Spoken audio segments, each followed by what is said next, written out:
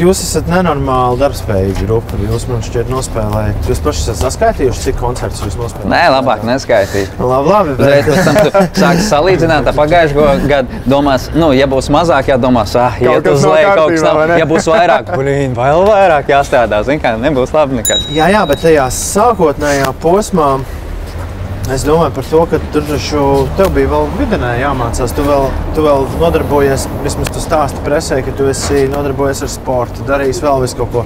Meitenes tā kā kaut kad ir jāsatiek. Tur tas viss plusā jāmauc vēl konči. Bet kaut kā tas viss īstenībā ļoti labi savienojās, jo kamēr es vēl mācījos, pieņemsim, Rīgā, piekdienas, sestdienas, es paliku pie Marata. Un līdz ar to, pieņemsim, sestdienā koncerts vēl mājās, svētdienā no rīta Emīls uz autobusu. Līdz autoostei un uzreiz mājās brauc atkal.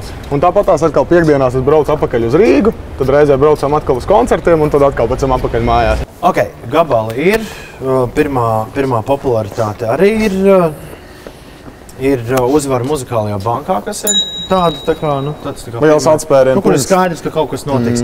Tagad vajadzētu albumu, ne? Albumu, jā. Tad arī sekoja mūsu pirmais albums, kurš saucās Šī ir tikai mūzika.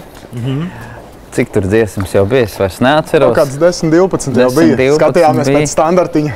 Jā. Un patiesībā ļoti daudz dziesmas no turienes tā baigi labi aizgāja. Ja godīgi kaut kas pēc tam, man liekas, pat teica, ka viņš ir kā singlu albums, ka tiešām tur bija vairāk kā puse gandrīz, vai tiešām bija, kas pēc tam tapa par singliem un arī aizgāja tautās ļoti labi. Bet tomēr ir jābūt kaut kādai vīzijai un tādam arī menedžmenta pieskārienam, lai saprastu, ko un kā darīt. Un jūsu gadījums, man liekas, interesants ir ar to, ka jūs tomēr paši to visu savās rokās esat turējuši. Un nevienam no malas nesat ļāvuši nākt. Kāda ir tā filozofija? Jūs ļaujat visiem vienkārši plūst un tad skatieties, kā var noķert kaut kādas iespējas, vai kā tas notiek? Vai jums ir plāns lielais? Tagad daram šitā? Lielā plāna mums nav. Cik bēdīgi izklausās. Mēs tā kā plūstam.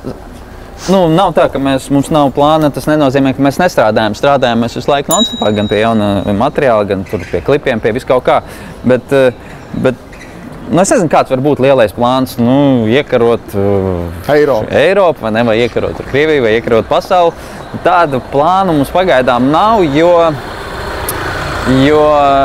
nav īsti sakaru, nav kaut kādu pavadienu, ar ko to var izdarīt, jo vienkārši izliekot dziesmas tur YouTube'ā, vai ne, un izsūtot, nekas nenotiks, vai vajag šajā momentā varbūt teiksim tā, ka pietrūks tas menedžments, kas ir no ārpuses, kas varētu mūs kaut kādā veidā nedaudz pabīdīt, vai arī zināt, kur konkrēti kaut kas ir vajadzīgs. Jā, jo Latvijā īsti, tam cilvēkam tad jābūt no tās vidas. Ja tā ir Eiropa, tad kaut kur no Eiropas kaut kādām lielajām valstīm, kuras ir pie šprices, kā saka, tad menedžmentam arī jānāk no turienes.